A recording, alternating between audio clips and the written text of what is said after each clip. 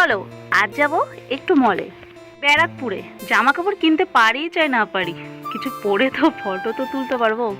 দেখো আজকে রান্না করেছিলাম ডিমের ঝোল, ছাঁচি কুমড়ো ভাজা। তো এটা দিয়ে আজকে দুপুরে লাঞ্চটা সারলাম, তারপরে একটু ঘুমিয়েছিলাম। আর এখন বাজে মধ্যে 2:30 মতো।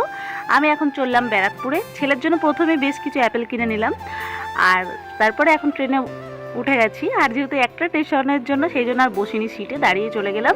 তারপরে গিয়ে দেখো বেশ কিছু জামা ট্রাই করলাম। আমার বর পয়সা দিয়েছিল অবশ্য, তোমরা আবার ভেবো না যে টাকা মাকা না নিয়ে মানে এমনি জামা কাপড় ট্রাই করতে গেছে। সব কিছুই ঠিকঠাক ছিল, তবে কি জামা কাপড়ের যা রেঞ্জ আমার মনে হয় না আমার দ্বারা কেনা হবে। যাই হোক, কেনা হোক না হোক, পড়া তো হলো। আর মলে বেশিরভাগ টাইম মানুষে গিয়ে, মলে যাওয়ার মানে এটাই সুবিধা, কিন্তু গিয়ে জামা কাপড় পরো, ট্রাই করো কোনটা সুন্দর লাগছে না লাগছে, তারপরে কেনাকাটা করো নিজের মন মতো। যাই হোক, দেখো আমি 3-4টে টপ পরেছিলাম আর এই যে প্যান্ট পরেছিলাম। তো এই প্যান্টটা ভীষণই একটা আরামদায়ক ছিল, কিন্তু প্যান্টটার রেঞ্জ ছিল 1450 মনে হয়। তো যাই হোক, জামা কাপড় পরলাম, পরে দেখলাম আর আমার কেনার সামর্থ্য নেই, তাই জন্য আমি কি করলাম, ছেলের জন্য কিছু নিলাম, নিয়ে চলে আসলাম।